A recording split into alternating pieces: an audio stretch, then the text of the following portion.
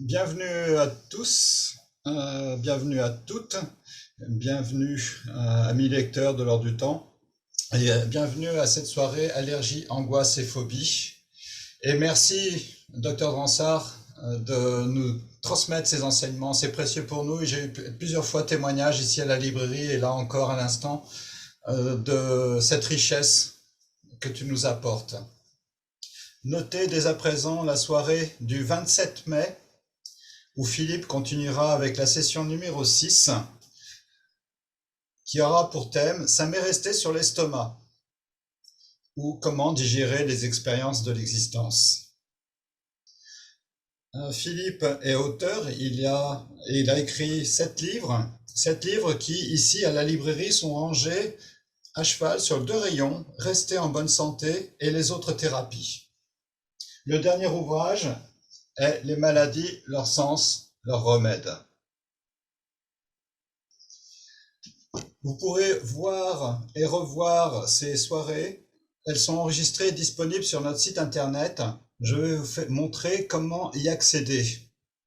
Vous allez tout simplement sur l'heure-du-temps.com. Vous sélectionnez le bouton Programme conférence, atelier, les vidéos des conférences passées, lecture et coup de cœur vidéo. Vous arrivez sur une page qui vous donnera premièrement les futures conférences et vous aurez accès aux conférences passées et enregistrées de Philippe. Il suffit de cliquer sur les images.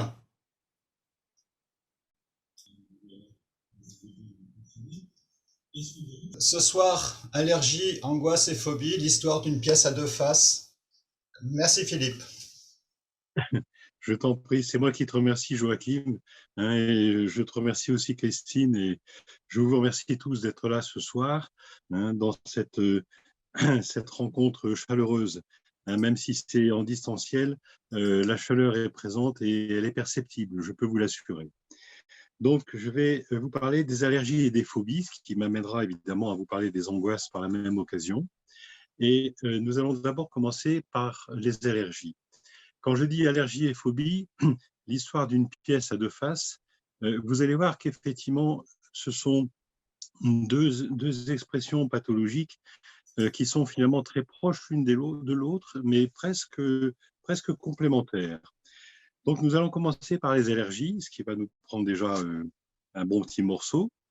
Et tout d'abord, l'allergie, qu'est-ce que c'est?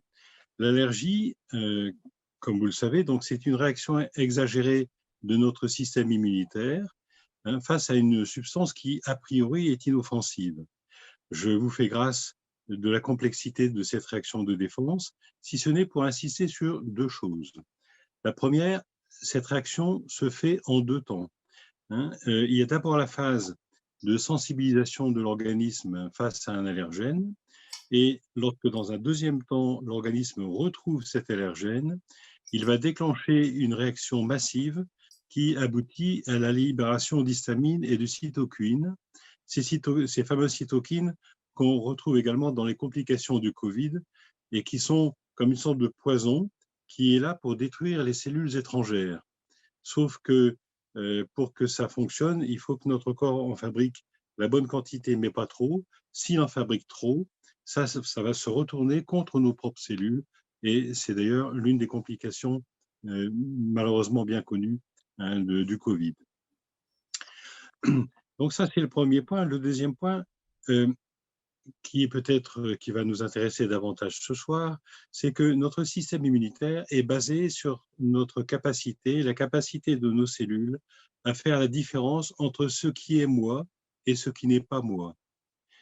Nous avons déjà abordé cette question à propos de la peau, cette enveloppe qui va délimiter un espace donc, entre un dedans, c'est moi, et en dehors, c'est l'autre.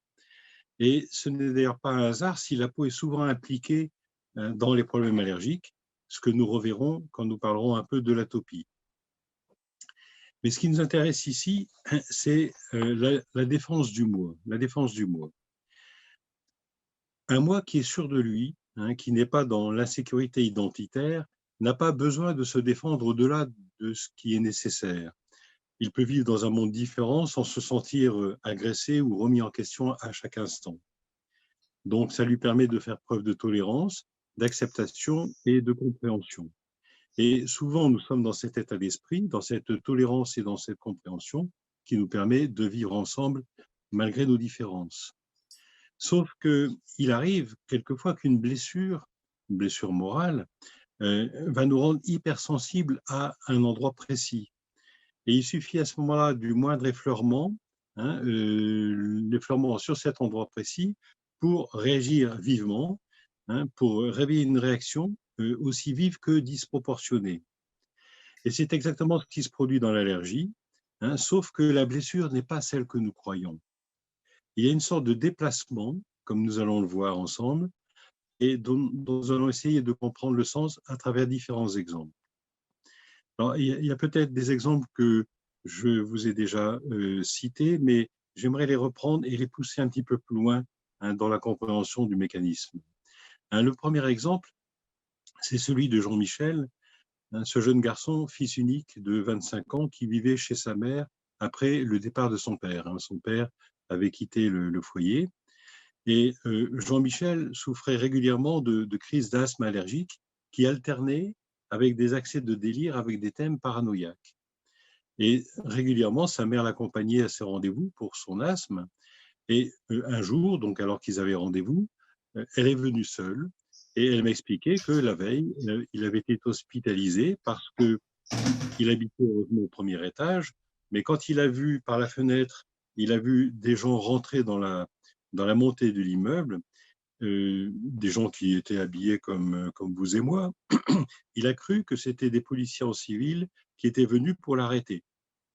Donc, vous voyez, un thème paranoïaque important. Et du coup, il a sauté par les fenêtres. Heureusement, ça n'était que du premier étage. Il s'est quand même fracturé le fémur et il s'est retrouvé donc à l'hôpital, transféré ensuite en psychiatrie, compte tenu de ses idées délirantes.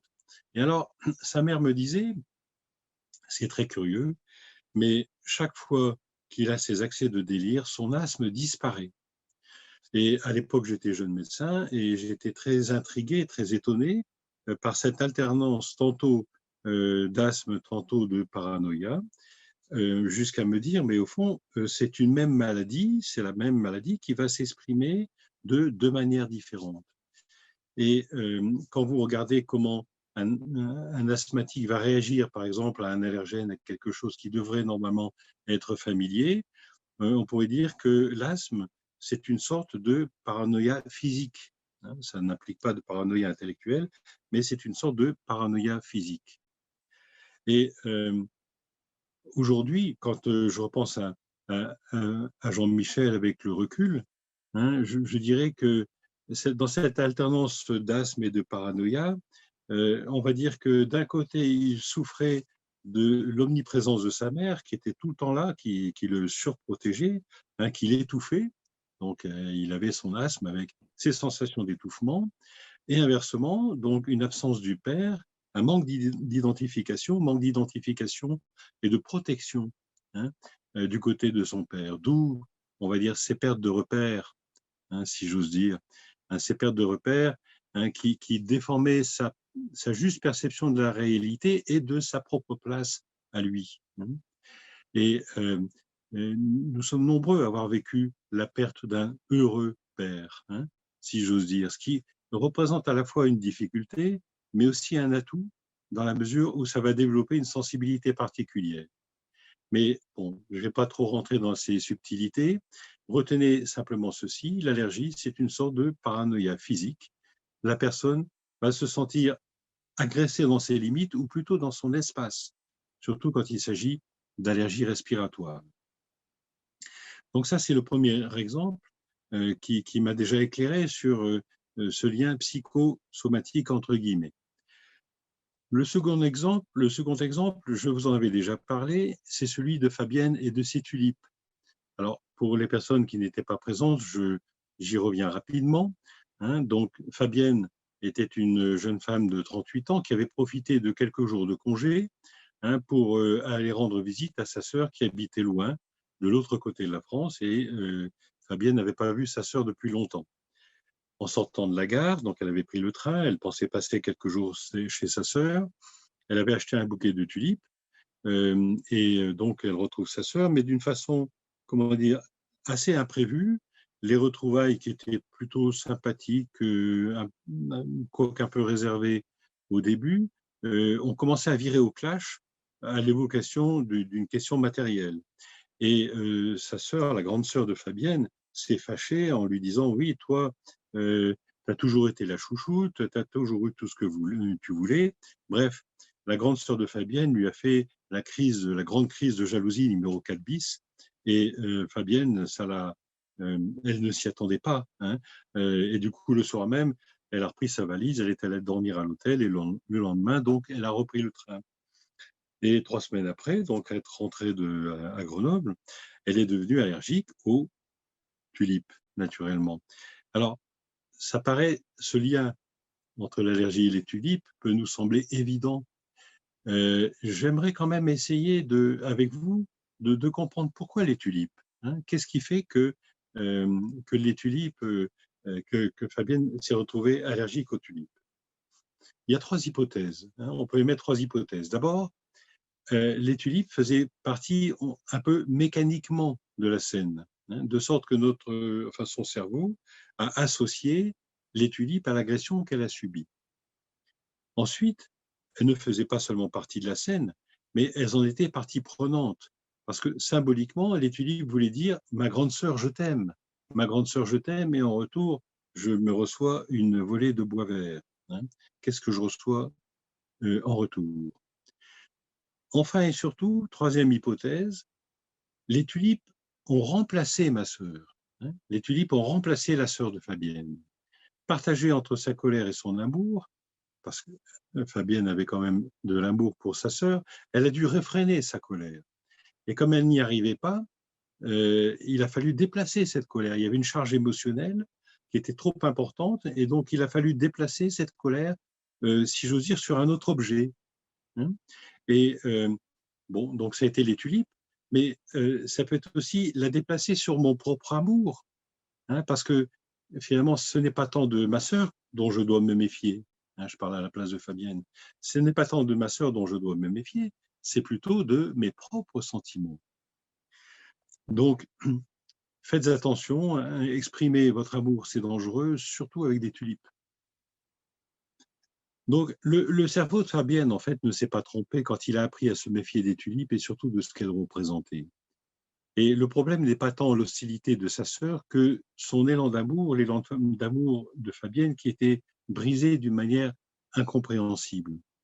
Et c'est justement parce que c'est incompréhensible qu'elle n'a pas pu mettre des mots dessus, et c'est parce qu'elle n'a pas pu mettre de mots dessus, MOTS, que les mots MAUX, hein, sont apparus comme pour tenter d'exprimer ce qui échappait à sa compréhension. Vous voyez aussi là le mécanisme de somatisation. Il nous arrive quelque chose, nous ne le comprenons pas, nous ne pouvons pas mettre de mots dessus, et nous le somatisons parce que ça échappe, ça nous échappe, ça échappe à notre capacité de raccorder ça avec des mots, à notre capacité de conceptualisation, hein, de nommer, hein, ce qui se passe, ce qui nous arrive. Le troisième exemple est encore plus surprenant.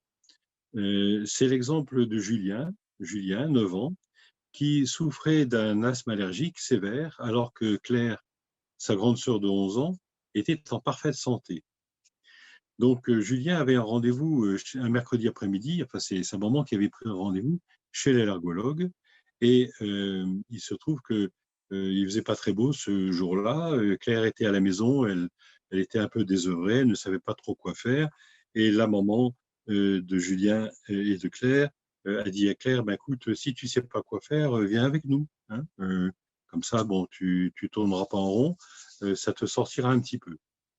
Donc les voilà tous les trois dans le bureau de l'allergologue, et l'allergologue donc examine Julien, il lui fait faire une prise de sang pour vérifier l'intensité de l'allergie, et puis il regarde Claire en disant à la maman: comment va cette jeune fille, et la maman répond, mais Claire, il n'y a aucun problème de santé, elle a toujours été, il n'y a jamais eu ni d'allergie, ni de quoi que ce soit. Et par curiosité, vous savez, les médecins quelquefois sont curieux, par curiosité, ce médecin a dit à la maman, écoutez, on va en profiter puisqu'elle est là, pour lui faire une prise de sang, pour lui faire aussi un bilan, hein, pour pouvoir comparer, hein, entre Julien et Claire, pour pouvoir comparer euh, les paramètres et les mesures de l'allergie. Bien.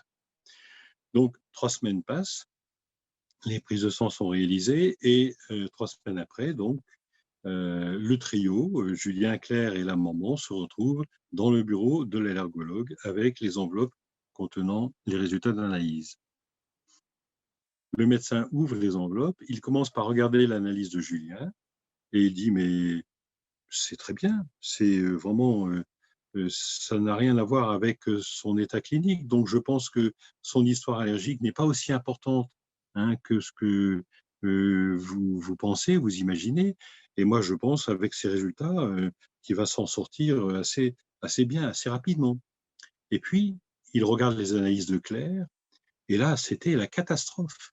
Hein, les analyses étaient très perturbées, il y avait une allergie à un degré très marqué, et ce médecin, comment dire, un peu dans la surprise, il n'a pas eu le réflexe ou l'idée de penser qu'il y avait peut-être eu un changement d'étiquette, tout simplement. Et du coup, il a pris l'analyse de Claire en disant, mais là, Claire, ça va pas du tout. Hein, elle a des chiffres, si on ne fait rien, elle va tomber malade, donc elle fait une allergie qui est très développée. Il faut vraiment s'en occuper. Bon, eh bien, connaissez-vous la suite de l'histoire? Vous pouvez la deviner, j'imagine. Ben, la suite de l'histoire, Julien est allé de mieux en mieux, et c'est sa sœur, Claire, qui est tombée malade et qui a commencé à faire de l'asthme. C'est une histoire étonnante. C'est quelque chose, comment dire, c'est une histoire qui nous interpelle à plus d'un titre. D'abord, c'est comme si dans une famille ou dans la famille, il fallait que quelqu'un se dévoue pour attraper, je vais dire, la patate chaude. Hein. Le, le, le problème incontournable, il fallait comme si quelqu'un devait, entre guillemets, faire de l'asthme. Ensuite, c'est quelque chose qui nous interpelle aussi au niveau de la parole du médecin. Et en tant que médecin, en tant que thérapeute, elle nous interpelle sur le poids des paroles que nous prononçons. Et je me souviens, il y a assez longtemps, avoir étudié, avoir lu le livre que vous connaissez sans doute de Bernie Siegel, hein, L'amour, la médecine, les miracles. Et dans ce livre, Bernie Siegel avait développé déjà l'impact de ce qu'il appelle les prédictions médicales, et il avait évoqué cette notion de réalisation automatique des prédictions. Je crois que c'est lui, me semble-t-il, qui avait même évoqué cette expérience qui a été menée par des psychologues aux États-Unis, qui, en début d'année, avaient pris les élèves d'une classe, c'était en tout début d'année, et ils avaient demandé au professeur de libérer ses élèves pour pouvoir leur faire passer des tests pendant une demi-journée. Donc, une demi-journée a été consacrée à toute une batterie de tests de QI. Et une fois que ces tests ont été réalisés, les psychologues se sont réunis entre eux, ils ont tiré au sort 3 élèves sans regarder les résultats. Hein. Et ils sont allés voir, par rapport à ces 3 élèves, ils sont allés voir l'enseignant pour lui dire, vous allez voir, là, vous avez 3 petits génies, ils ont un QI largement au-dessus de la moyenne, et vraiment, vous allez être surpris, vous allez être surpris. Bon, en fait, ces élèves n'avaient pas un QI différent des petits copains, sauf que l'enseignant a entendu cette parole, et je ne sais pas si ça a modifié son investissement, mais quoi qu'il en soit, eh bien, à la fin de l'année, les 3 élèves en question étaient les 3 meilleurs de la classe. Hein. Bon. Donc, vous voyez, Bernie Siegel parle beaucoup de cette réalisation automatique des prédictions. Et ça, c'est quelque chose un peu contre une chose contre laquelle je me bats, surtout en oncologie. Vous savez que bon, l'accompagnement des malades du cancer représente une part importante de mon activité. Et j'entends souvent ce qui peut m'être rapporté. Donc, certains oncologues sont pleins de bienveillance, d'autres peut-être ne prennent pas forcément la mesure de leurs paroles. Mais je vous prends simplement un exemple. Si au lieu de dire à notre patient, vous avez une tumeur, vous avez une tumeur, hein, on lui disait, vous avez une tu vas vivre. Je suis sûr que le résultat ne sera pas le même.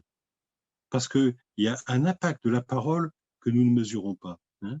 Vous remplacez le mot tumeur par tu vas vivre et vous allez voir la différence.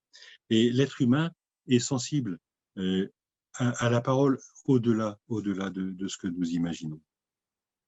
Et donc, ça nous amène ceci à la troisième remarque concernant le pouvoir de l'imagination. L'histoire de Claire va nous poser une question. Si l'imagination peut nous rendre malades, puisque c'était le cas, hein, elle s'est imaginé on lui a dit qu'elle allait être malade, donc elle l'a imaginé. Est-ce que inversement, l'imagination peut-elle nous guérir? Dans une certaine mesure, je pense que oui. Je pense que oui, mais si j'ose dire, à une double condition un peu paradoxale. Je pense qu'on y reviendra parce que c'est un sujet important qui mériterait effectivement qu'on y consacre du temps lors d'une autre soirée. Mais cette condition paradoxale, c'est celle d'être à la fois réaliste et d'y croire. À la fois réaliste et d'y croire. Et cette idée d'être réaliste et d'y croire peut sembler paradoxale, mais si j'évoque le réalisme, hein, c'est parce que j'ai pu constater à quel point la tentation du déni pouvait être forte. Et à quel point aussi le déni ne mène nulle part. Tout simplement parce que l'imagination ne peut pas s'appuyer sur le déni. Hein. Il ne s'agit pas de nier la réalité, il s'agit de la transcender. C'est un programme, on en reparlera. Hein. Voilà. Donc, à propos du lien entre allergie et imagination, j'aimerais aussi vous citer encore 2-3 exemples assez courts mais éloquents. Le premier exemple, c'est l'histoire que nous avait racontée un médecin indien que nous avions invité à l'occasion d'un congrès d'homéopathes à Grenoble. Vous savez, l'homéopathie est très développée en Inde et les médecins font des miracles. Hein. Ils ne sont pas, comment dire, gênés aux entournures comme nous pouvons l'être. Et donc, ils soignent un certain nombre de pathologies graves avec l'homéopathie et avec de très bons résultats. Donc, nous l'avions invité pour qu'il nous fasse part de son expérience. Et quand nous l'avons accueilli à l'aéroport, hein, il a commencé par regarder autour de lui et à nous dire « Mais qu'est-ce que l'air est pur chez vous ?» À Grenoble, hein. Qu'est-ce que l'air est pur chez vous? En fait, ce médecin, il habitait Bombay, hein, 20 millions d'habitants, une ville hyper polluée, malgré la proximité du bord de mer. Et quand il nous a appris que sa femme faisait des allergies respiratoires, ça ne nous a pas tellement surpris. Hein. La cause des maladies, bon, n'est pas seulement psychologique. Hein. Il est évident que les facteurs environnementaux jouent un rôle qui n'est pas négligeable. Sauf que lui aussi habitait Bombay et lui n'avait pas d'allergie respiratoire. Donc, il y a quelque chose d'autre, hein, qui intervient. Et c'est l'occasion pour moi aussi de rappeler qu'une maladie peut apparaître sous l'effet de 3 facteurs qui interviennent en proportion variable. Il y a une prédisposition héréditaire, hein, qui est évidente. Il y a des facteurs environnementaux, hein, qui sont tout aussi évidents.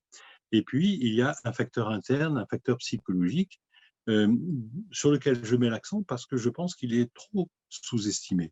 Hein. Il intervient dans une proportion beaucoup plus importante que ce que nous imaginons, même si, on va le reconnaître, il n'est pas tout à fait le seul en cause. Hein. Donc, la femme de ce médecin était allergique, hein, et ce médecin nous a rapporté une anecdote assez surprenante. Avec sa femme, ils étaient partis en vacances dans le nord de l'Inde, en avion, hein, l'Inde c'est quand même assez grand, et au retour, l'avion a dû faire une escale imprévue. Et peu après l'atterrissage, sa femme n'avait pas entendu qu'il y avait une escale intermédiaire. Elle croyait qu'elle arrivait à Bombay. Hein. Et elle commence à ressentir, elle commence à ressentir à l'atterrissage, elle commence à ressentir une crise d'asthme, alors qu'elle n'était pas du tout à Bombay. Et son mari lui a alors dit, chérie, chérie, c'est une escale intermédiaire, on n'est pas encore arrivé à Bombay. Et elle a regardé son mari un peu surprise, et petit à petit, sa gêne respiratoire s'est apaisée.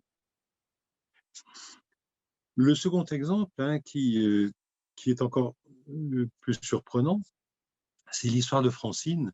Francine, qui était une femme allergique aux piqûres d'hyménoptères, d'abeilles, de guêpes. Hein. Donc, elle était en été au volant de sa voiture avec une amie qui était assise à côté d'elle. Et son amie ne supportait pas trop la climatisation, donc elle ouvre, elle entrouvre la fenêtre, et voilà qu'une guêpe rentre dans la voiture. Hein. Donc, la guêpe est rentrée dans la voiture, elle a piqué l'ami de Francine, et dans la minute qui a suivi, Francine a fait un œdème de Queen, comme si elle avait été piquée elle-même. Donc, vous voyez à quel point l'imagination hein, peut agir dans un sens comme dans l'autre. Et puis, je garde le meilleur pour la fin, hein, une expérience personnelle. Hein, donc, j'étais seul avec mon fils de 12 ans, dans notre appartement. Il était assis à la table de la cuisine, j'étais pas loin, quand il s'est mis à crier. Donc j'arrive et il regarde sa jambe, il venait de se faire piquer par une espèce de frelon, mais c'était même pas un frelon, c'était une grosse bestiole verdâtre, répugnante, que j'avais jamais vue, je voyais pas ce que c'était. Hein, une sorte de frelon, mais voilà. Et donc, bon, je calme, je commence à mettre, comment dire, un peu de. Bon, j'avais pas grand-chose, hein, pardonnez-moi. J'avais un peu d'essence de lavande que je lui mets. Et puis, dans la minute qui a suivi, il commence à me dire, papa, je me sens pas bien. Bon. Et puis, il commence à dire, oh là, ça m'étouffe, j'ai la gorge qui commence ça grossit, ça m'étouffe. Et je me suis dit, ça y est, il est parti pour faire un œdème de Queen. Et comme vous savez, les cordonniers sont les plus mal chaussés. Tout mon matériel, ma trousse d'urgence, tout ça, je l'avais bien soigneusement laissé au cabinet, et à la maison, je n'avais rien.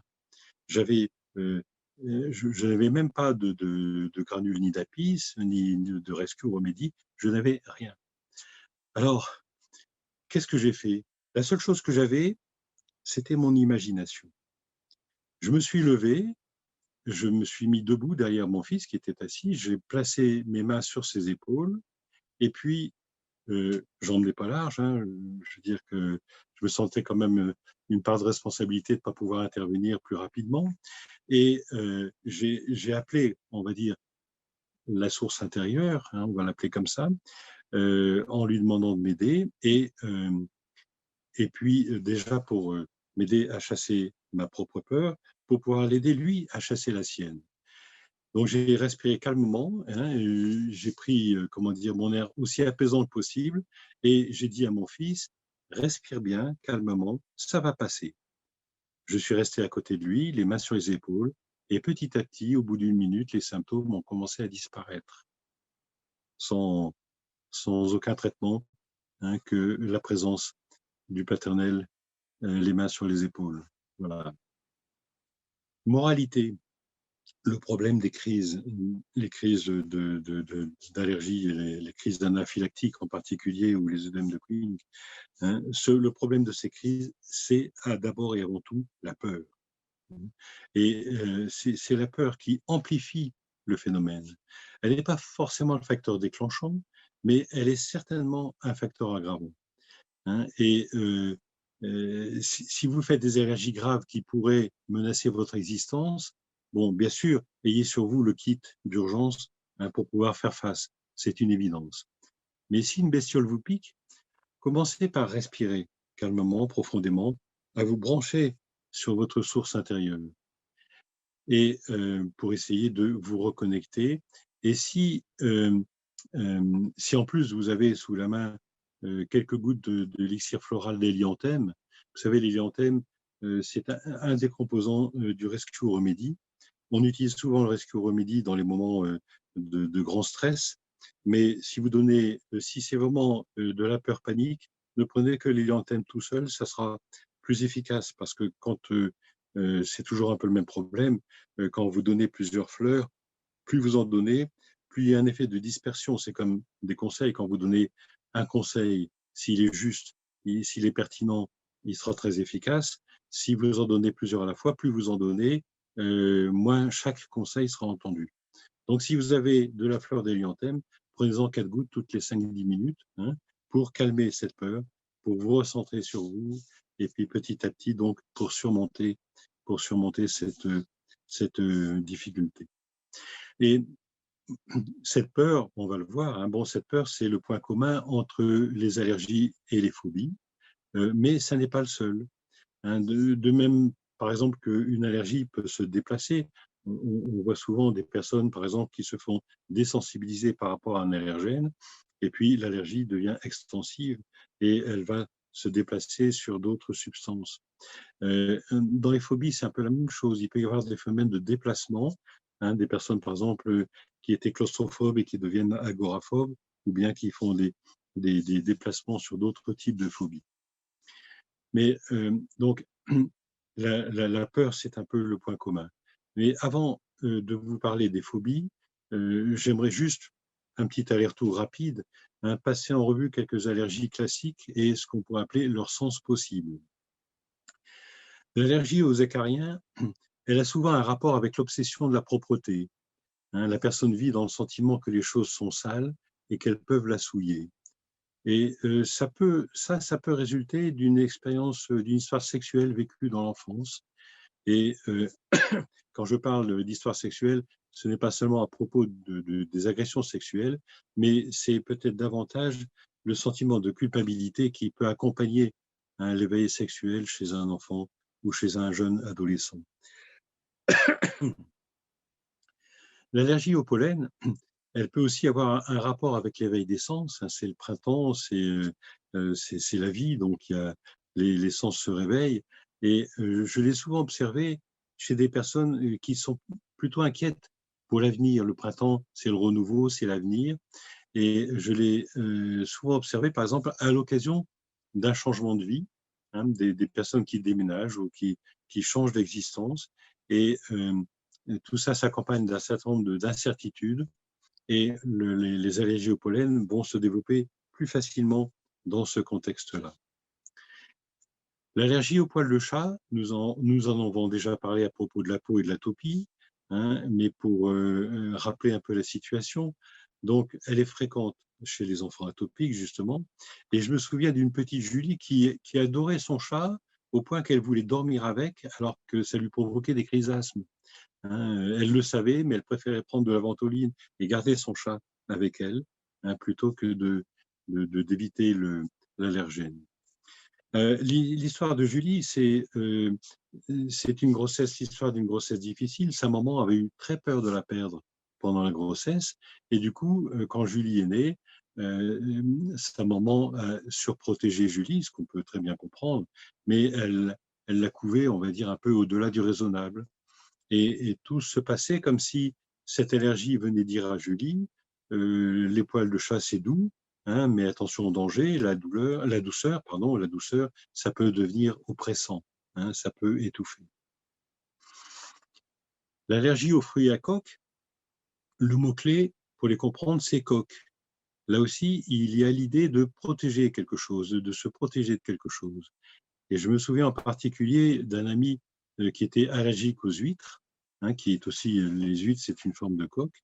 Et cet ami, comment dire, avait une apparence euh, extérieure très calme, très posée, solide comme un roc, capable d'assumer les situations.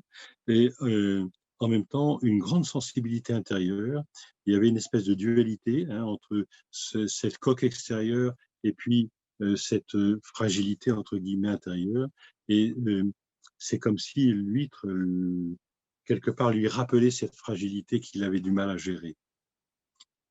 Les allergies aux œufs hein, évoquent le nid et le rapport à la mère. Et j'ai souvent vu, effectivement, des personnes faire développer des allergies aux œufs alors qu'elles étaient en difficulté avec leur mère, dans une sorte de relation, de rapport un peu compliqué ou ambivalent dans le genre je t'aime, moi non plus. Hein. Voilà. Bon, je ne vous propose pas ça comme une vérité à prendre à la lettre, hein, mais plutôt comme une piste à explorer parmi d'autres. Hein.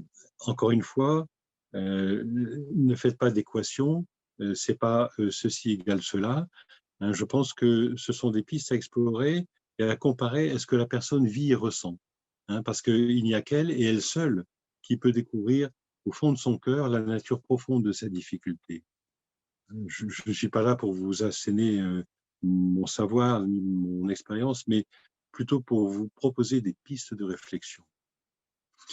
On pourrait aussi parler des allergies alimentaires et y passer une soirée entière, mais pour les comprendre, servez-vous toujours de la métaphore, c'est simple. Regardez par exemple l'allergie au gluten. Qu'est-ce que c'est? Le gluten, c'est le pain quotidien.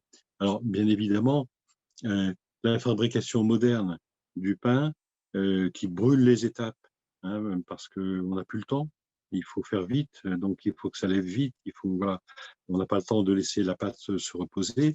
Donc ça favorise effectivement des modifications, hein, du gluten et puis des molécules, la structure moléculaire et du pain, qui vont rendre le pain moins digeste et moins assimilable. Mais au-delà de cette réalité, on va dire, physique, il y a aussi l'aspect moral, c'est-à-dire que le pain quotidien, depuis quand même quelques décennies, c'est de moins en moins évident pour un certain nombre d'entre nous. Hein, gagner sa croûte et son pain quotidien, c'est plus, c'est devenu une incertitude, hein, par rapport à ce que ont connu nos parents, nos grands-parents, bon, qui ont vécu d'autres choses. Mais si vous voulez, euh, c'est vrai que l'histoire de les difficultés d'emploi, les licenciements, etc., ça aussi, hein, ça peut engendrer des questions ça peut engendrer euh, du souci par rapport au pain quotidien, donc par rapport au gluten. Voilà. Donc, voilà un petit aller-retour sur les allergies. On peut en dire beaucoup de choses, mais donc retenez effectivement cette idée, d'une hypersensibilité, d'une hyperréactivité de la personne, et deux, surtout, d'un phénomène de déplacement. Hein. Fabienne était allergique aux tulipes, elle aurait pu être allergique à sa sœur. Mais non, elle n'était pas allergique à sa sœur, elle était allergique aux tulipes. Il y a eu un déplacement. Et c'est quelque chose qu'on va retrouver aussi dans les phobies. Hein. La phobie, qu'est-ce que c'est? La phobie, c'est une sorte d'allergie face à une situation. Hein. Dans certaines situations, la personne va éprouver une réaction d'angoisse non seulement morale, mais aussi physique, avec des palpitations, des vertiges, des sueurs froides, hein, qui sont l'expression d'une manifestation neurovégétative. Alors, on distingue plusieurs sortes de phobies. Hein. Il y a la phobie des grands espaces, qu'on appelle agoraphobie, la phobie des espaces confinés, qu'on appelle claustrophobie, la phobie des étages élevés, la phobie des araignées, les phobies sociales, etc., etc. Bon. Donc, derrière ces mots savants, il y a un mécanisme. Et aussi diverses soient-elles, ces phobies ont un point commun que nous allons essayer de découvrir ensemble à travers 3 exemples.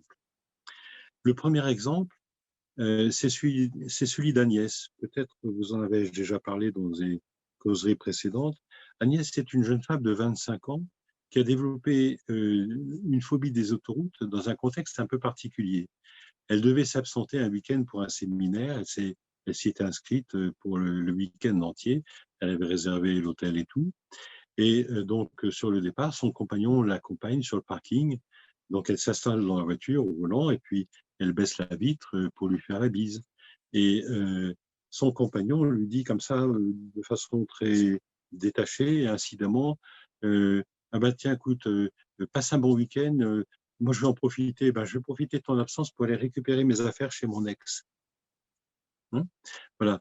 Donc, Agnès, elle n'a pas entendu je vais aller récupérer mes affaires chez mon ex, elle a entendu je vais chez mon ex, naturellement.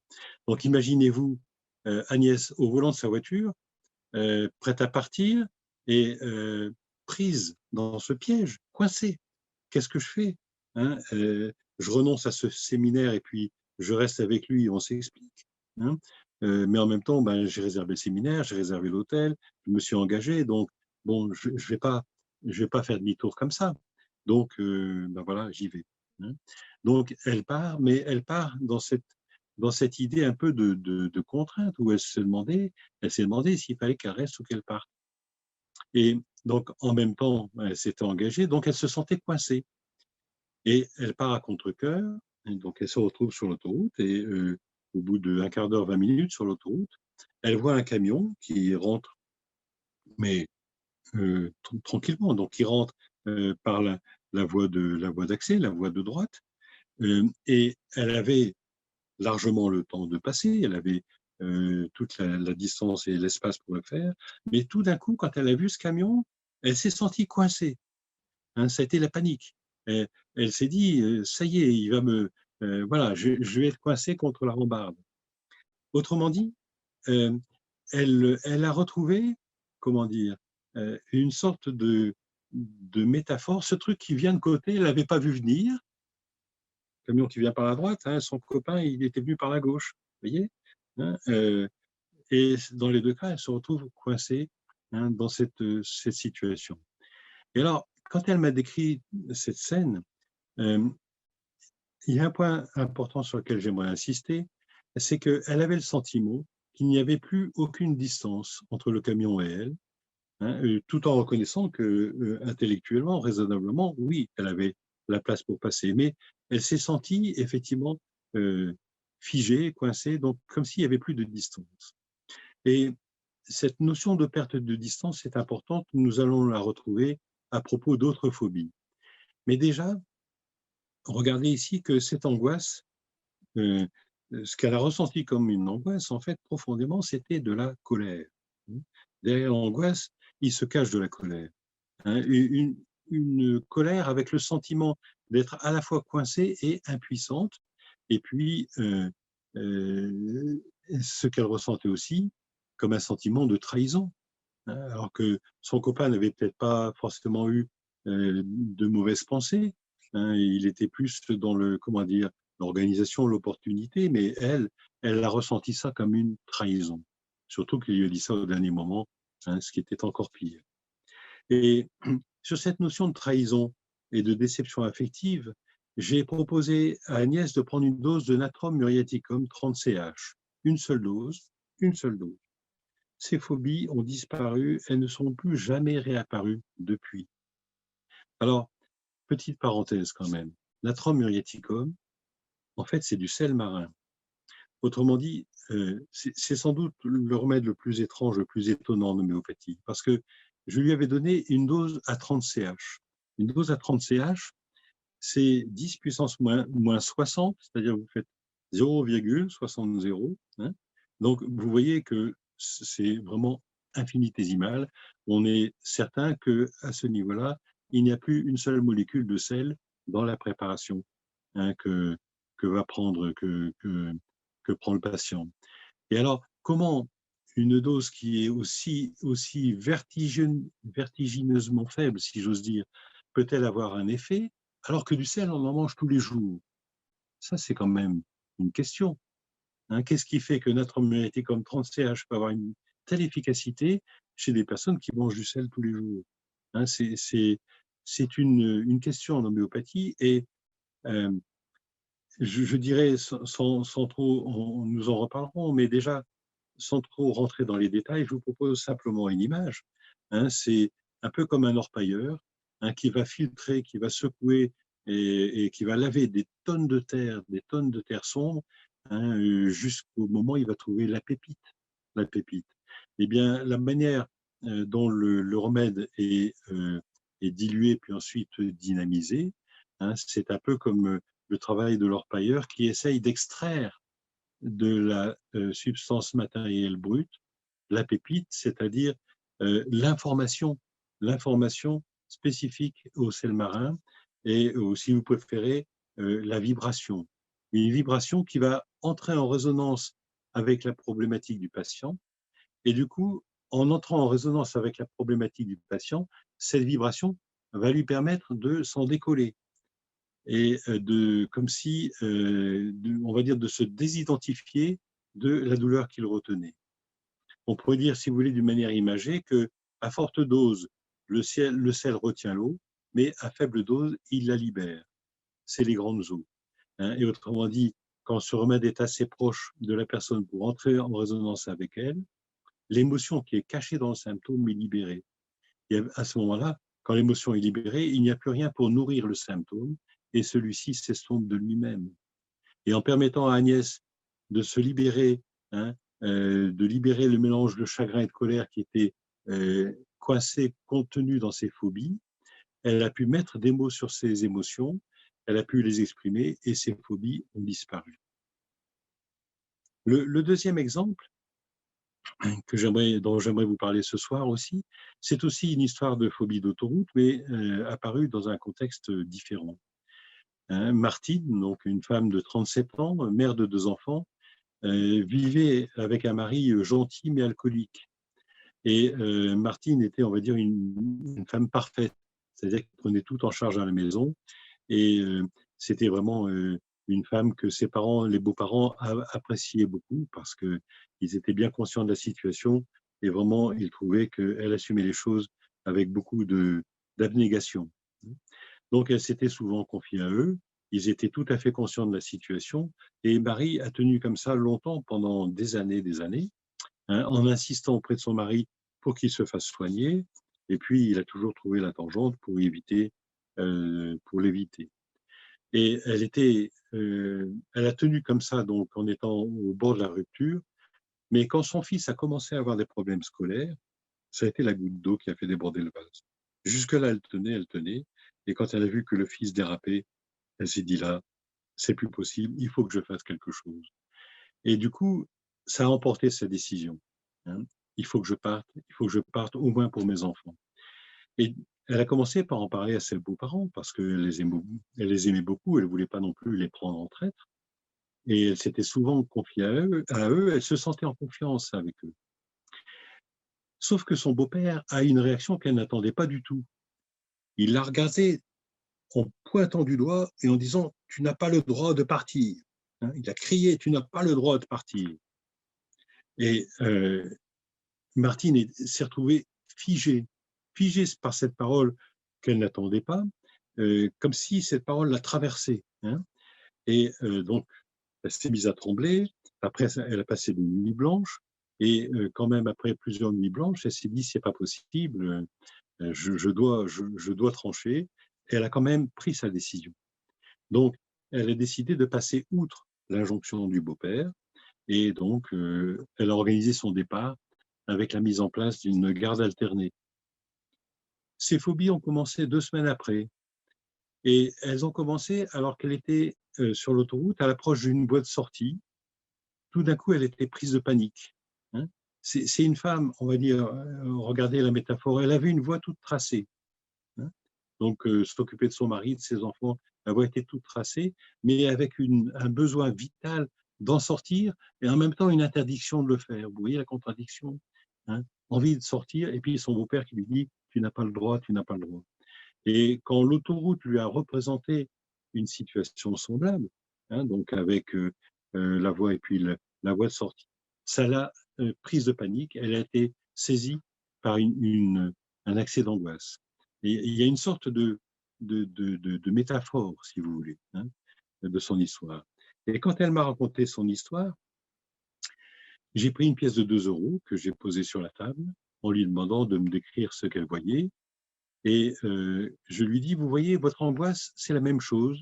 Vous pouvez me la décrire dans les détails, mais pour la comprendre, il faut découvrir ce qui se cache derrière. Et j'ai retourné à ce moment-là la pièce en disant, ce qui se cache derrière nos angoisses, 9 fois sur 10, c'est de la colère. Mais c'est une colère qui n'est pas reconnue. Elle m'a regardé un peu surprise parce que, en fait, elle n'avait pas conscience de sa colère. Elle n'avait pas conscience de sa colère parce qu'elle était submergée par la culpabilité. Euh, elle est partie un peu en force, donc contre l'avis de son beau-père qu'elle aimait, donc en abandonnant son mari, mais en même temps bien consciente qu'elle ne pouvait pas faire autrement. Elle avait fait tout ce qu'il fallait et du coup, elle était submergée par cette culpabilité. Cette culpabilité voilait la colère. Elle n'était pas du tout consciente de cette colère. Et comme la colère était là, il fallait quand même bien qu'elle se déplace sur quelque chose. Et du coup, elle s'est déplacée sur les phobies d'autoroute, qui représentaient ce sentiment d'être coincé sur une route toute tracée avec une envie folle d'en sortir. J'ai proposé à Martine de prendre une dose de sépia. Sépia, c'est de l'encre de sèche. Et nous nous servons souvent de ce remède en homéopathie quand la personne a tendance à se voiler la face en assumant des situations au-delà de ce qu'elle peut supporter. Euh, L'encre de sèche, c'est quoi, hein? La sèche va se protéger en jetant de l'encre face au prédateur pour faire diversion. Hein? Donc, du coup, le prédateur est dans le nuage noir, il ne sait plus où il en est, et donc c'est ce qui permet à la sèche de fuir. Eh bien, dans ce remède, il y a un peu cette forme, comment dire, de jeu de cache-cache vis-à-vis de nos émotions. Et je vois souvent des femmes, parce que c'est plutôt un remède féminin, bien qu'on le voit également chez des hommes, mais donc de personnes en tout cas qui ont tendance à assumer les choses jusqu'à aller donc au bout de leur force. Et c'est un excellent remède, par exemple, de colère rentrée, hein, qui sont souvent prises avec un sentiment de culpabilité, hein, donc qui alternent entre sentiment de culpabilité et de colère, et qui assument des situations familiales hein, qui finissent par devenir pesantes. Un des symptômes de ce remède, hein, ce qui est assez curieux, hein, mais ça ne va pas vous étonner si vous entendez la métaphore, c'est que sépia correspond aussi à ces personnes qui éprouvent une sorte de lassitude, à la fois physique et morale, avec une sensation de pesanteur dans le bas-ventre, comme si l'utérus, le nid, la famille, était lourd à porter. Ça peut s'entendre, c'est un symptôme physique de sépia, et moralement, mentalement, ça correspond aussi à ce remède. Et à la suite de sépia, eh bien, Martine a guéri rapidement de ses phobies. Alors, pour être honnête, bon, je pense que sépia a joué son rôle. Peut-être aussi que nos échanges hein, ont dû l'éclairer, ou peut-être les deux dans des proportions variables. En tout cas, aujourd'hui, elle va bien. Donc, pensez bien que derrière la phobie, derrière ces angoisses, il peut y avoir de la colère. Mais c'est une colère qui est rarement reconnue comme telle pour différentes raisons. Et si vous voulez traiter ça comme une angoisse, ben vous n'y arriverez pas parce que ce qui se cache derrière, c'est ça qui nourrit l'angoisse. Donc tant que vous n'êtes pas allé voir ce qui se cache derrière l'angoisse, tant que vous n'avez pas retourné la pièce, hein, et tant que vous n'avez pas désamorcé la colère, la phobie risque d'être toujours là. Je pourrais aussi vous citer un troisième exemple, qui va illustrer en particulier ce sentiment de colère peut-être encore plus marqué, c'est l'histoire d'Arlette, hein, une femme qui avait une relation à distance avec un homme qu'elle voyait chaque week-end ou presque. Sauf que là, ça faisait 2 week-ends qu'elle ne l'avait pas vu. Hein. Le premier week-end, il avait eu un séminaire, et puis le week-end suivant, il était allé s'occuper de sa mère malade. Donc, il avait, on va dire, 2 bonnes raisons. Et Arlette n'avait pas de nouvelles pendant la semaine. Elle attendait un coup de fil de son ami. C'était un vendredi soir. Elle était dans une grande surface. Et quand même, ça l'embêtait de ne pas avoir de nouvelles. Donc, du coup, elle l'appelle et en lui disant, bon, alors quand est-ce qu'on se retrouve? Tu viens quand? Demain? Et son ami lui dit, ah, ma chérie, je suis désolé. Ce week-end, je vais pas pouvoir venir non plus. Bon, pourquoi? Ben voilà, ça fait un ami que je n'ai pas revu depuis 20 ans et j'ai bien envie de le revoir, un ami qui habite à 300 ou 400 kilomètres, donc je ne serai pas là ce week-end. Et Arlette, bon, euh, a eu effectivement un moment de colère, mais en fait, elle est restée sans voix. Elle était prise dans un sentiment de colère hein, et d'impuissance, et à la suite de quoi, elle a développé une phobie aux grandes surfaces. Et vous voyez, dans cette histoire, hein, entre les séminaires de son mari, sa mère malade, et puis l'ami qu'il allait voir, c'est comme si Arlette s'était demandé, mais quelle est ma place? À quelle place il me met? Et cette question de la place, elle est fréquente dans les phobies, elle est récurrente. Regardez l'histoire de Martine qui avait l'amour de ses beaux-parents l'adoraient, à condition qu'elle suive la route toute tracée. On retrouve aussi la question de la place dans l'histoire d'Agnès, hein, quand son compagnon lui a annoncé qu'il allait profiter de son absence du week-end pour aller voir son ex. Et vous remarquerez aussi cette chose intéressante dans l'histoire d'Agnès, que la question de la place a déteint en quelque sorte sur sa perception des distances. Et on commence à toucher du doigt quelque chose d'important concernant les phobies. Quand elle a vu le camion arriver sur sa droite, elle s'est sentie coincée alors qu'elle avait largement le temps de passer. Cette perception des distances, cette perte de perception des distances, c'est une notion importante parce qu'elle va venir nous éclairer sur le mécanisme visuel qui engendre la phobie. Souvenez-vous de ce que nous avons dit à propos de la peau, dedans c'est moi, dehors c'est l'autre. Quand une personne est bien dans sa peau, elle prend sa juste place, ni trop ni trop peu. Si cette même personne gravit une montagne par un chemin escarpé avec du vide autour d'elle, bien évidemment, elle va faire attention où elle met les pieds. Mais si j'ose dire, elle est bien dans ses bottes et ça lui permet de garder son équilibre et surtout, ça lui permet de garder une juste appréciation de sa distance par rapport au danger. Elle se positionne, elle voit bien le danger, mais elle sait garder la juste distance par rapport au danger. Mais dans cette question, dedans c'est moi, dehors c'est l'autre, quand la place est mal assurée, autrement dit, quand la limite n'est pas claire, la juste distance est perdue. Et il va se produire un phénomène analogue à celui de l'allergie, mais en miroir. C'est-à-dire, et ça c'est une notion importante, c'est que face au danger, l'allergique va le rejeter avec violence, mais le phobique va se sentir attiré par le danger. Comme s'il était attiré, comme si il était absorbé par le danger. Autrement dit, allergie et phobie sont les deux faces d'une même pièce de monnaie, avec deux réactions différentes, mais c'est un peu le même point de départ. Sauf que, par exemple, quand un phobique est sur un pont et qu'il regarde la rivière tout en bas, ce vide va l'attirer. C'est le danger qui l'attire et c'est ça qui lui fait peur.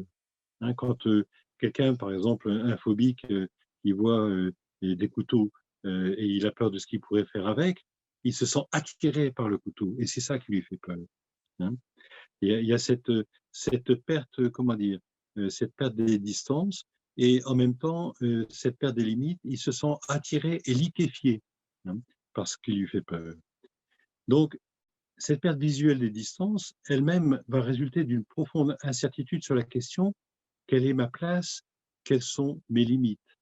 Et quelquefois aussi, de qui ou de quoi je dépends. C'est une question très intime sur laquelle les personnes se confient rarement, à supposer qu'elles en soient conscientes.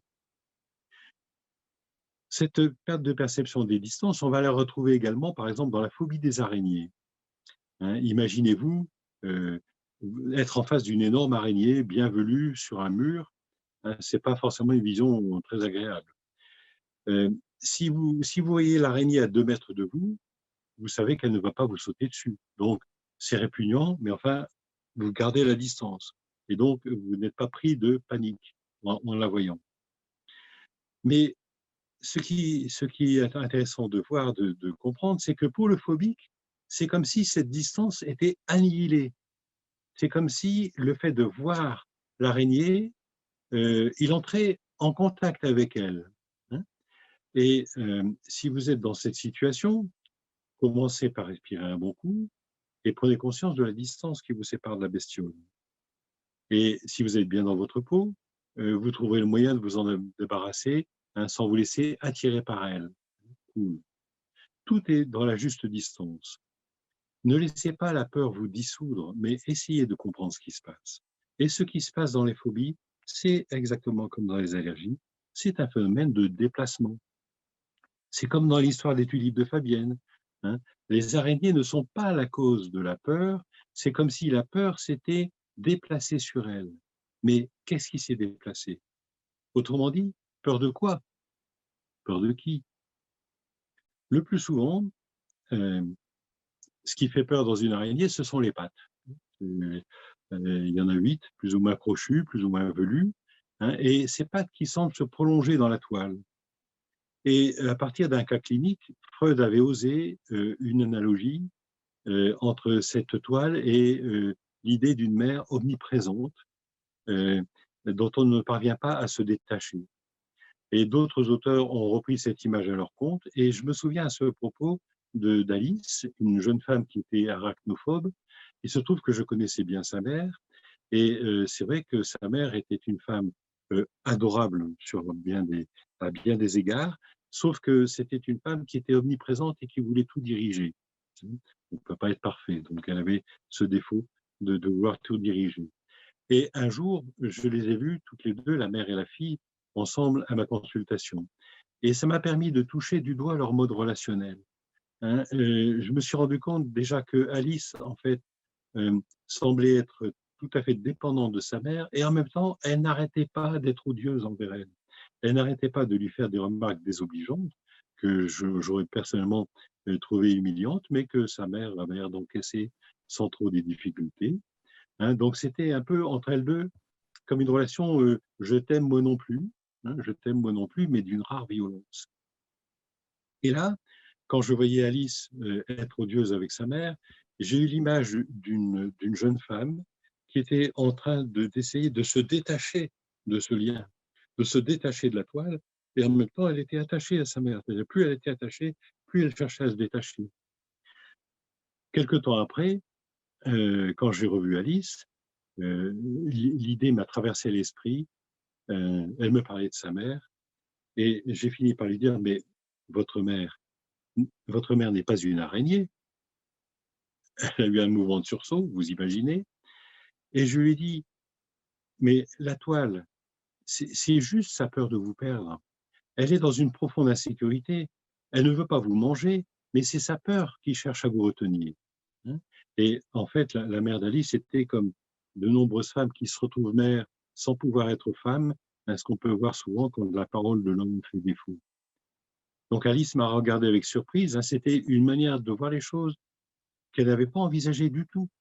Et du coup, elle a commencé à voir sa mère autrement, avec une ouverture de cœur qui comprend et pardonne les difficultés de l'autre. Et petit à petit, leurs relations se sont apaisées. Et l'histoire d'Alice, c'est aussi pour moi l'occasion de rappeler cette fameuse parole de Spinoza: ce qui nous libère de la douloureuse perception que nous avons de la réalité, c'est la réalité elle-même. Hein, elle a vu sa mère avec un autre regard et du coup, la relation n'était plus aussi douloureuse, hein, parce que quelque chose du mirage avait disparu. Le plus drôle de cette histoire, hein, il est venu quelques mois après, quand Alice s'est retrouvée inopinément face à une grosse araignée sur le mur. Et quand elle a vu l'araignée, il se trouve qu'à ce moment-là, notre échange lui est revenu à l'esprit et elle a éclaté de rire. Ça fait tilt. Et à ce moment-là, c'est comme si le déplacement ne pouvait plus fonctionner et Alice s'est retrouvée guérie de ses phobies des araignées. Donc, s'il fallait, comment dire, résumer cette soirée, hein, qui est comment dire, riche en différentes informations, souvenez-vous de cette idée: un train peut en cacher un autre. Hein. Autrement dit, une douleur peut en cacher une autre. Et quand vous comprendrez ce qui se cache derrière votre peur, hein, votre allergie ou votre phobie, et quand vous aurez fait la paix avec votre douloureuse perception de la réalité en découvrant ce qu'est la réalité elle-même, alors l'humour et l'amour reprendront le dessus. Voilà, je vous laisse la parole pour les questions et je vous remercie. Merci Philippe. Je vais activer tous les micros. Vous pourrez poser vos questions à Philippe. Je voulais savoir, bonsoir à tous, je voulais savoir, vous avez parlé à un moment donné des fleurs de Bach. Oui. Et donc, quand vous avez dit, parce que je connais un petit peu les fleurs de Bach, et puis souvent on nous conseille de ne pas dépasser 7 fleurs de Bach. Donc, ah oui, cette fleur, c'est le grand maximum. Hein. Oui. Moi, je dirais l'idéal pour moi, l'idéal, c'est 3 fleurs. Pourquoi? Oui, bon, si vous dépassez d'une ou deux, c'est pas dramatique, mais pourquoi? Parce que notre cerveau ne peut pas capter plus de 3 informations à la fois. Notre regard ne peut pas capter plus de 3 informations à la fois non plus. Donc, du coup, euh, plus vous en donnez, plus vous avez un effet de dispersion. Jusqu'à 3, il n'y a pas de dispersion. À partir de 3, la dispersion commence à opérer. Et plus vous en prendrez, plus effectivement l'effet de chaque fleur sera divisé par le nombre de fleurs utilisées. C'est l'histoire d'un conseil. Hein, voilà, le conseil, il peut prendre 3 aspects, mais quand vous dépassez le nombre 3, je pense qu'effectivement, vous prenez ce risque de dispersion. Je ne dis pas que ça fait plus d'effet, ça continue de faire de l'effet, mais le problème avec pas le problème. Il y a, on va dire, grosso modo, il y a 2 écoles avec les fleurs de bac.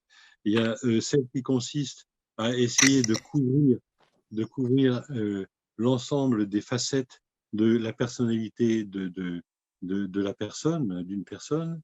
Et il y a aussi la technique qui consiste à chercher le nœud de souffrance pour s'occuper en priorité du nœud de souffrance. D'accord. Merci. Je vous en prie. Je vous en prie. Bonsoir docteur, bonsoir à tous. Ah. Vous m'entendez?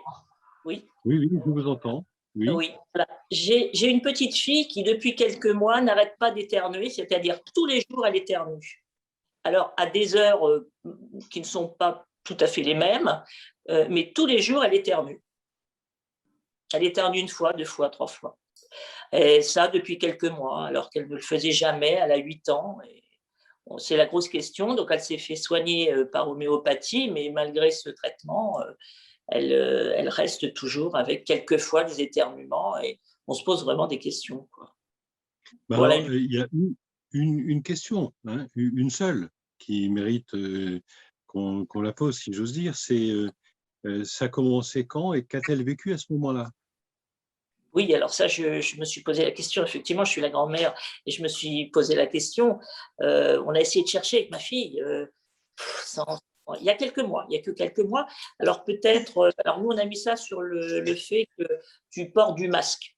Parce qu'il est vrai que ça a presque commencé à ce moment-là. Hein, parce qu'avant cela, effectivement, elle n'avait pas de problème identique.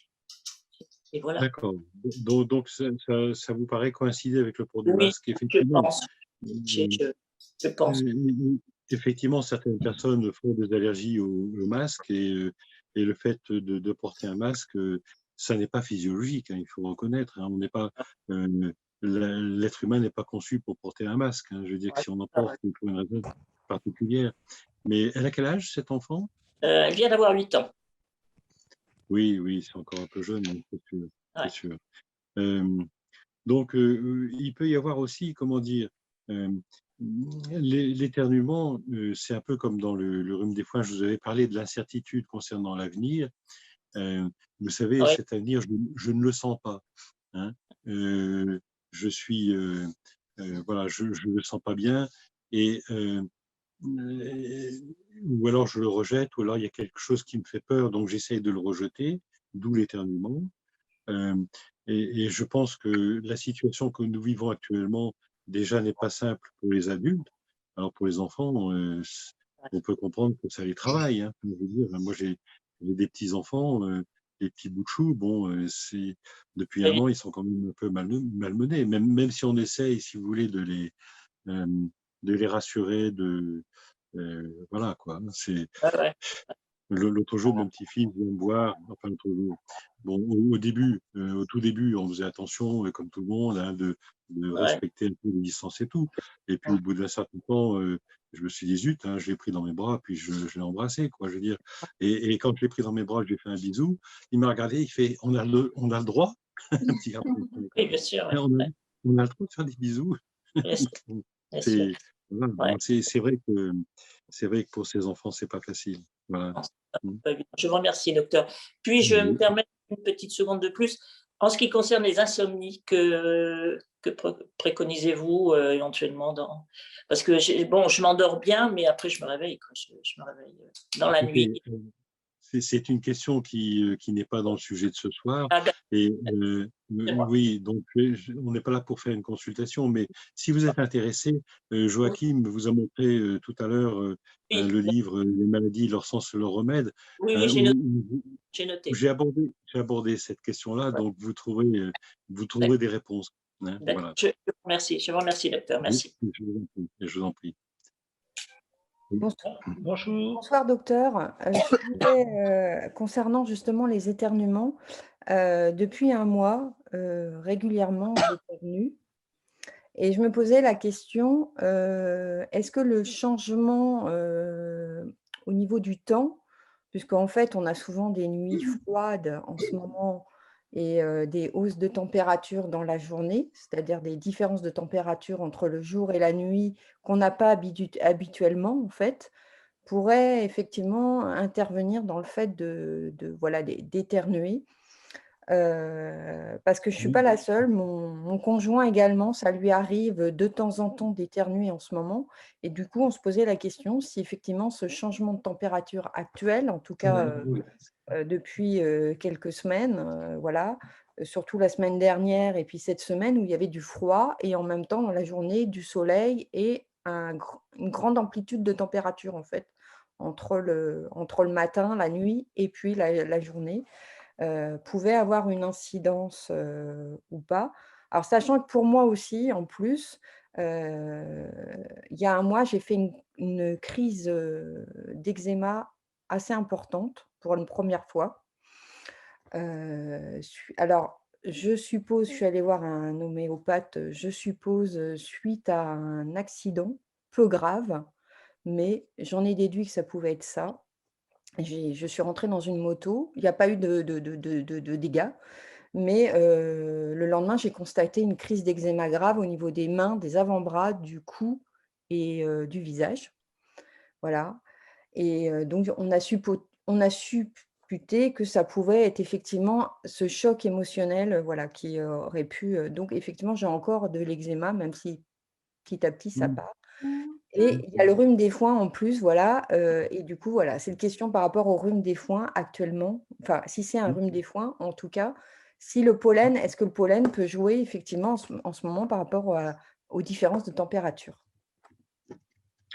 Oui, je pense que vous faites un peu les questions et les réponses, hein. C'est-à-dire que dans votre histoire, vous savez, les rhinites, ce qu'on appelle les rhinites vasomotrices, effectivement, se produisent plus facilement quand il y a des amplitudes ou des grands changements de temps. Le printemps, hein, avec l'arrivée du pollen et puis toute la symbolique du printemps elle-même, comme je vous le disais tout à l'heure, hein, peut engendrer ce genre de réaction. Alors, dans votre histoire, bon, il y a aussi l'accident qui a pu jouer un rôle, mais c'est toujours intéressant aussi de voir dans quel contexte cet accident est arrivé. Est-ce qu'il est arrivé vraiment par hasard ou est-ce qu'il est arrivé dans un moment de vie où vous posiez différentes questions, hein. Donc, on ne va pas dénouer le nœud comme ça en 30 secondes, mais vous voyez que le problème que vous décrivez est quand même un problème un peu complexe à plusieurs facteurs. Cela dit, c'est vrai que les variations barométriques peuvent jouer un rôle, hein, dans les rhinites vasomotrices. Bon, je ne peux pas vous en dire plus, il faudrait vraiment creuser la question, hein. Et puis la question aussi de dans quel contexte l'accident est apparu, parce que ce n'est pas anodin non plus, quoi, hein. D'accord, Voilà. oui. Alors, c'est vrai que le contexte actuel, effectivement, était un peu compliqué. Donc, OK, Mm, mm, mm. merci Voilà. beaucoup. Merci, docteur. Je vous en prie, je vous en prie. Bonjour. D'autres? Bonjour. Oui, j'aurais voulu vous poser. D'abord, je voulais vous remercier et vous dire que la dernière fois, vous avez fait de votre conférence, vous avez parlé du cri. Vous vous rappelez Oui, oui. et que je suis vraiment content parce que suite à votre intervention, je me suis auto-analysé avec votre grille de lecture sur un événement bien. qui m'était arrivé et ça a marché super bien. Et voilà, Bon. je voulais déjà vous remercier pour ça, parce que ça veut dire qu'on peut aussi se soigner soi-même dès lors qu'on est bien guidé. Et là, j'avais une question. Pourriez dire un petit mot sur la phobie des serpents et sur la phobie de l'avion, parce que vous ne les avez pas évoqués. On les trouve Oui. assez fréquemment. Est-ce que vous pourriez en donner des Oui. grandes lignes générales ou pas? Alors, bon, la phobie des serpents, c'est quelque chose qui peut avoir naturellement une relation avec la sexualité.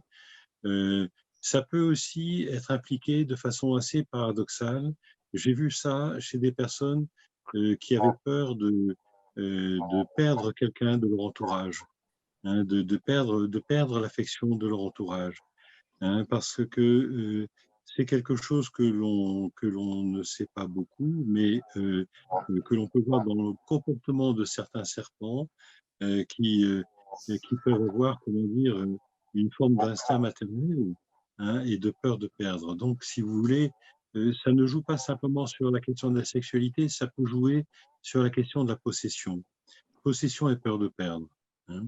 Voilà. Donc, alors après, je vous donne des informations générales. Après, bon, il faut voir aussi, c'est toujours la même question, quand cette phobie a commencé à apparaître, ce que vous avez vécu à ce moment-là, hein, c'est toujours tout le processus, hein, donc d'arriver à comparer deux choses jusqu'à ce que l'étincelle entre les deux vous éclaire. Je Donc, peux dire ça, quelque chose sur la phobie des serpents? oui. Parce que moi, j'étais concerné par ça. Et alors, je m'en suis sorti il y a quelques années par un truc très très simple. Un jour, j'ai été appelé, j'étais en train de faire une retraite, et j'ai été appelé par un ami qui me dit viens voir, et on était au bord de l'eau. Et j'arrive vers lui, et en fait, il y avait une magnifique vipère rouge qui était dans l'eau. Et pendant 1 ou 2 secondes, j'ai vu cette vipère, je l'ai contemplée, et j'ai vu la peur arriver après. Vous voyez, c'est-à-dire que, et le fait de voir la peur m'a permis en fait de sortir de cette phobie des serpents. Je ne sais pas si vous voyez ce que je veux dire. C'était assez extraordinaire. Vous avez été spectateur de votre émotion, c'est ça? Voilà, c'est exactement ça. Voilà, j'ai fait l'expérience de la peur sans être submergé par elle, quoi. C'était vraiment intéressant. D'accord. Oui, effectivement, c'est intéressant et à explorer également, hein. Donc, ce qui veut dire, un peu ce que je vous avais suggéré par rapport aux araignées, hein, quand vous êtes dans cette situation, commencez par respirer un bon coup et à vous recentrer. Et effectivement, cette idée de regarder sa peur, ça va encore plus loin, c'est intéressant. Vous parliez aussi de la phobie des avions. Oui, je peux en parler. J'ai une amie en particulier qui est très phobique par rapport aux avions.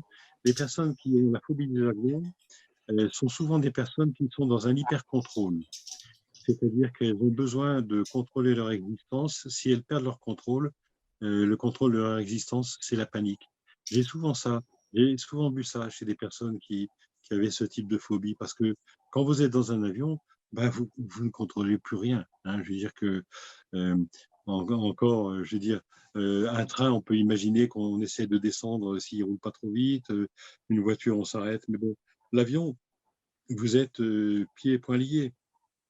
Et à ce propos, donc, j'ai une amie qui avait cette phobie des avions et qui nous a raconté qu'un jour, elle a vécu une sorte d'état de grâce où elle était dans cette position dans la cabine de l'avion, avec ce sentiment qu'elle ne pouvait plus rien contrôler. Et à ce moment-là, il y a quelque chose en elle qui lui a dit « accepte, accepte ». Voilà, tu ne peux plus rien contrôler, accepte. Elle a accepté, hein, que ça lui échappe. Et à partir de ce moment-là, le reste du voyage s'est passé comme elle dit, j'ai vécu un état de grâce. J'étais en train de planer par rapport à tous mes soucis et tout. J'ai vécu un état de grâce, hein. Donc, je pense qu'effectivement, c'est la question du contrôle, hein, qui est présente dans la phobie des avions. Okay. Voilà. Merci beaucoup. Je vous en prie. Merci à vous pour votre histoire de vipère, c'était très intéressant. Bonsoir. Bonsoir. Bonsoir. Voilà, j'aimerais vous poser une question. Vous parliez tout à l'heure du sens caché des allergies, des phobies. Et est-ce que vous pourriez m'éclairer sur le sens, comment découvrir un peu ce sens caché quand l'allergie porte sur de nombreuses choses, comme par exemple les graminées, les pariétaires, le chat, le chien, l'olivier, le cyprès. Plusieurs choses se combinent et du coup, il faudrait regarder tous les sens. Est-ce qu'il y aurait un point commun? Alors, quand je vous ai indiqué quelques allergies par rapport au pollen, par rapport au poil de chat, etc., ce sont des choses que j'ai observées qui donnent des pistes. Mais si vous voulez, vous voyez bien dans l'histoire, par exemple, de Fabienne, que l'allergie aux tulipes, ce n'est pas les tulipes qui sont la cause. Hein. Mais quand l'allergie est un peu extensive, c'est comme une question qui n'est pas résolue et qui ne parvient pas, comme si, comment dire, comme si la colère, parce qu'au départ, il peut y avoir de la colère aussi, comme si cette colère ne parvenait pas à se fixer sur un objet. Hein. C'est-à-dire que quand elle se fixe sur un objet, ok, on est allergique à cet objet, et quand la colère ne parvient pas à se fixer sur cet objet, l'allergie est extensive, ce qui est le cas le plus fréquent, parce qu'effectivement, on voit bien que des personnes qui font un traitement, une désensibilisation, une fois sur deux, si ce n'est pas deux fois sur trois, elles vont mieux par rapport à l'allergène pour lequel elles ont été traitées, mais du coup, elles vont développer une autre forme d'allergie, parce que la question sous-jacente à l'allergie n'a pas été résolue. Et tant que la question n'est pas résolue, elle va se reposer. Elle se repose à travers un allergène, et puis un deuxième, et puis un troisième, mais c'est toujours la même question. Et là, ce n'est pas l'allergène qui va vous renseigner. Hein, ce qui va vous renseigner, c'est la chronologie, c'est-à-dire quand la première allergie est-elle apparue, et qu'est-ce que j'ai vécu à ce moment-là, c'est ça qui va vous renseigner. D'accord. Mmh. Ouais. Ah ouais. Donc, ne cherchez pas à décoder tous les allergènes, parce que mais dites-vous, voilà, il y a quelque chose d'une question qui se pose, de ce mélange de colère et de peur que je ne parviens pas à identifier. Mais alors, ça a commencé quand? Qu'est-ce que j'ai vécu à ce moment-là? En quoi l'image que j'ai de moi a-t-elle été touchée dans la situation? Hein, c'est le cri dont on avait parlé la fois précédente, hein, ce qui nous amène à somatiser, hein, ces contradictions, résonances et images de soi. D'ailleurs, pour Agnès, j'aurais pu le dire, je n'ai pas pris le temps de le dire, Agnès avait une petite sœur dont elle avait été très jalouse quand elle était enfant, parce que la petite sœur était mignonne comme tout, elle était belle comme un ange, et puis elle avait tous les compliments, elle réussissait à l'école, alors qu'Agnès, quand elle était ado, elle avait des boutons, de l'acné, elle n'arrivait pas comment dire, à sortir avec un garçon, alors que sa petite sœur, elle a pris les devants, et puis elle avait tous les garçons qu'elle voulait. Donc je veux dire qu'il y avait une jalousie aussi qui était sous-jacente, hein, à l'histoire d'Agnès, et qui était réveillée par l'événement, par la parole de son compagnon. Donc il y a eu un phénomène de résonance. Souvent, la maladie apparaît quand il y a une résonance avec un passé vraisemblable, ou quand il y a un terrain prédisposant, si vous voulez. D'accord. Merci beaucoup. Je vous en prie. Bonsoir. Bonsoir. Excusez-moi. Je vous Oui. remercie pour cette conférence. C'est la première fois que j'y participe. C'était très intéressant.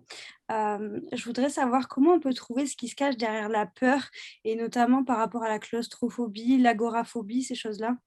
Alors, c'est encore une fois une question de la chronologie, comme je l'avais expliqué. Donc, la chronologie des événements qui peut nous renseigner dans quel contexte de peur sont-elles apparues. Et encore une fois, les problèmes de phobie sont proches également de vous. Ça touche des questions qui sont assez profondes sur la manière dont nous avons notre identité, à vos souhaits, dont nous avons construit notre identité dans notre enfance. Donc, c'est vrai que c'est quelque chose qui peut aller assez loin. Hein. Donc, ça touche la question de mon identité, de ma place, de mes limites. Et c'est une question, on va dire, un peu existentielle qui se pose à travers ça. ça m'est difficile de vous répondre un peu dans l'absolu, c'est-à-dire que la réponse, on peut l'avoir, comment dire, par rapport à vous, par rapport à votre histoire de vie, par rapport, donc, par rapport au moment où les choses sont apparues, vous voyez. D'accord, merci. Je vous en prie. Je suis désolé, hein, mais c'est Non, pas... non, non, j'entends. C'est pas, on n'est pas non plus, je ne suis pas non plus un magicien avec une baguette magique pour vous dire tout de suite le pourquoi du comment. C'est quelque chose qu'on travaille, c'est quelque chose qui apparaît dans un échange et souvent il en faut plusieurs échanges, plusieurs consultations pour vraiment mettre le doigt hein, sur le nœud du problème. Voilà, Merci. je vous en prie. Je voudrais savoir si la perte de goût, qui ne serait pas due au Covid-19, est une allergie ou une phobie. Alors, posé comme ça, je vais avoir du mal à vous répondre, mais la perte de goût, elle est liée à une... Suite à l'arrêt du tabac. Ah oui, d'accord. Mais vous avez l'impression de faire une phobie du tabac? Non. Ben non, non, non, je ne comprends pas pourquoi ça m'est arrivé. Oui. Alors, c'est une chose que j'ai souvent observée chez les fumeurs qui s'arrêtent de fumer. C'est pas très encourageant pour ceux qui veulent s'arrêter de fumer, mais c'est effectivement très souvent les personnes qui s'arrêtent de fumer se retrouvent avec une irritation de la gorge ou une irritation des muqueuses, comme si l'organisme s'était tellement habitué pendant des années hein, à gérer ces particules que quand elles ne sont plus là, il est dérouté. Hein. Et si vous voulez, c'est un peu une sorte de mécanisme d'adaptation qui se produit et qui peut effectivement engendrer, par exemple, ça peut engendrer des mucosités. Vous pouvez, du fait que vous ne fumez plus, avoir des mucosités qui vont tapisser les capteurs du goût et de l'odorat. Et quand ces capteurs sont tapissés par des mucosités, ben évidemment, les capteurs ne sentent plus rien. Mais ça, c'est une réaction des muqueuses du fait de l'arrêt du tabac et des particules. C'est une réaction un peu paradoxale. Ça n'appartient pas, je ne vois pas ça comme une phobie, ça serait plutôt à la limite de l'ordre de l'allergie, si vous voulez mettre une étiquette. Hein. D'accord. C'est pas forcément intéressant. Ça se soigne ou pas? Ça se soigne. Ça dépend. Alors oui, ça peut se soigner. Ça dépend aussi, comment dire, du profil de chaque personne. Ça dépend de choses que l'on peut voir quand ça peut se soigner en homéopathie, mais il faut un petit peu de temps pour faire le tour de la question. Mais ça se soigne. Voilà. D'accord. Merci bien. Si vous avez un homéopathe à côté de chez vous, voilà, faites-vous aider. Entendu, merci. Merci pour tout. Je vous en prie. Bonne soirée. Je voulais vous poser une question sur la phobie de la hauteur pour un enfant qui a peur d'être en hauteur, en fait, ou d'escalader, et qui a même peur d'être sur, par exemple, des bâtiments qui sont assez élevés. Donc, la peur de la hauteur, qu'est-ce que ça pourrait représenter? Une espèce de phobie, quoi. Oui, alors j'en ai un peu parlé hein, tout à l'heure dans mon exposé. Il a quel âge cet enfant? Ah bah depuis toujours, hein, il a peur maintenant, il a 18 ans, mais il a toujours cette phobie en fait de la hauteur. Depuis toujours en fait. Est-ce que pendant votre grossesse, vous avez vécu des événements particuliers par rapport à ça? Je ne me souviens pas. Je sais qu'on était au 4e étage dans un appartement. Et puis après, quand il était tout petit, il a commencé à marcher aussi sur le balcon. Il y avait un balcon. Je me suis posé la question s'il n'avait pas eu une peur ou si moi-même, j'avais pas eu une peur en l'ayant eu dans mes bras. Parce que c'est vrai que moi, je ne suis pas une fanat non plus de la hauteur. Mais enfin bon. Alors, Mais pendant la grossesse, je ne me souviens pas d'avoir mais c'est plutôt, voilà, quand il était enfant, vous l'aviez dans vos bras, donc il a peut-être eu à ce moment-là peur de tomber, d'une chute. possible. Hein. Possible, oui. Et je pense que des peurs très précoces chez les enfants peuvent effectivement donner une sorte de cicatrice. Hein. Donc c'est comme une mémoire d'enfant qui ne s'est pas résolue. Peut-être vous pourriez lui donner des élixirs floraux, par exemple, comme l'étoile de Bethléem, l'hélianthème, le mimulus jaune également qui pourrait aider, et puis le prunier pour la peur de parce que L'hélianthème, c'est-à-dire la fleur de bac? oui. Et le prunier qui est aussi une fleur intéressante dans les phobies, parce que le prunier, c'est une fleur pour les personnes qui ont peur de perdre le contrôle. Parce que, encore une fois, il y a une ambivalence dans ces peurs de la hauteur. Ces personnes qui ont une phobie de la hauteur, elles ont à la fois peur et le sentiment d'être attirées par le vide. C'est ça qui fait peur, en fait. C'est ça. Et la fleur de prunier, l'hélianthème, étoile Bethléem, hélianthème et prunier. Vous pourriez essayer d'associer les trois. Je pense que ça pourrait l'aider. Vous m'avez dit hélianthème, prunier, et le troisième, c'est? Étoile de Bethléem. Ah oui, d'accord. Je connais, oui. D'accord. Ok, d'accord. Et c'est vrai qu'il avait réussi, par moment, il arrivait quand il était petit, parce qu'on l'encourageait. Il y a des fois sur les jeux d'enfants, il y a des trucs à escalader. Donc, quand il arrivait un petit peu, on l'encourageait, voilà, mais on le forçait jamais. Mais il a réussi un peu à faire face. Mais c'est vrai qu'aujourd'hui, même en étant grand, quand on voit une église ou voilà, il a du mal. En fait, il peut monter, mais il peut pas regarder en bas. Et il dit même que des fois, il peut avoir peur du ciel. C'est un peu bizarre comme peur du ciel. Enfin, comme si c'était trop vertigineux pour lui, en fait. Oui, C'est l'immensité, peut-être, je sais pas. Oui, peur ou désir. Il peut avoir une certaine ambivalence aussi. Oui, bien sûr. Donc c'est C'est vrai la que... hauteur, quoi, l'élévation qui semble, oui. Mais c'est toujours, comment dire, un peu compliqué et délicat, si vous voulez, de parler d'une situation particulière en quelques mots, comme ça. Parce que ce désir du ciel, bon, on peut l'entendre de différentes manières. Donc, ce qu'il a vécu enfant, il faudrait qu'on en parle un peu plus pour Bien savoir sûr. comment les choses ont pu se nouer. Je comprends, ouais. Mais bon, commencez déjà par essayer avec ces trois élixirs. Je pense que déjà, ça devrait pouvoir l'aider. Ah oui, d'accord. Je vais lui donner tout ça. Très Voilà. bien. Merci beaucoup, docteur. Je vous en prie.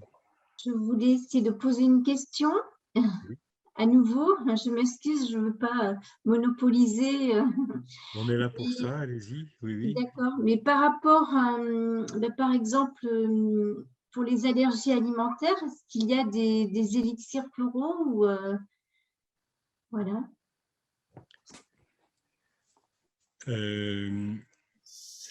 Alors, c'est compliqué. C'est toujours la même question et c'est toujours la même réponse. C'est-à-dire que je ne peux pas vous répondre dans l'absolu. Sans doute que la personne peut être aidée par des élixirs floraux. Ça dépend dans quel contexte l'allergie est apparue. Ça dépend de son tempérament. Ça dépend de beaucoup de choses. Mais a priori, oui, les élixirs floraux peuvent soigner beaucoup de choses, y compris les allergies alimentaires. D'accord. Voilà. Je vous remercie. Je vous en prie. Je peux vous proposer que des pistes ou des éléments de réflexion. Je ne peux pas vous proposer de réponses entre guillemets parce que les réponses, c'est des choses qui s'y élaborent. Je vous ai fait cette remarque, mais encore une fois, quand vous avez, comment dire, la somatisation d'un côté, bon, mais à elle toute seule, elle n'explique rien. Et vous avez le contexte dans lequel les choses sont apparues, donc la personne de l'autre. Et c'est en rapprochant les deux que l'étincelle peut apparaître. et que l'on peut comprendre ce qui se passe. Mais si on n'a qu'un sans avoir l'autre, je ne peux pas vous dire grand-chose de plus que de vous proposer des pistes de réflexion. Voilà. Ben oui, parce que chaque personne est unique, donc forcément. Oui, exactement. Puis, chacun sa histoire et puis son vécu, ses douleurs, donc sa manière de somatiser. Pourquoi de cette manière et pas de l'autre? Mais ça, on ne peut le comprendre que par un échange un petit peu approfondi. Et encore une fois, je vous l'ai dit, c'est même pas un échange, même pas une demi-heure, hein, c'est souvent plusieurs échanges qui permettent de mettre le doigt sur le nœud de ce que j'appelle le nœud de souffrance. Voilà. Merci. Je vous en prie.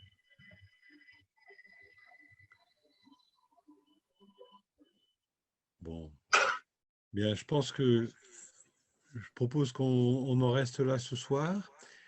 Donc la prochaine fois, qu'est-ce qui va rester sur l'estomac? Nous allons parler de la digestion des événements de vie et nous allons parler aussi, naturellement, de l'appareil digestif. Hein, c'est-à-dire qu'on va le prendre dans le sens concret et aussi dans le sens d'une métaphore. Et vous verrez que l'appareil digestif, malgré tout son côté de matérialité, nous apprend beaucoup aussi sur une certaine forme de spiritualité. Voilà. Merci. Merci. Merci beaucoup. Bonne soirée. Merci à tous. Bonsoir. Bonsoir à tous. Bonne soirée. Merci beaucoup. Amen. Bonsoir à tous. Au revoir. Voilà. Merci beaucoup. Bonne soirée. Au revoir. Au revoir. Bonsoir. Merci beaucoup. Bonsoir. Au revoir, monsieur. Merci beaucoup. Au revoir. Au revoir.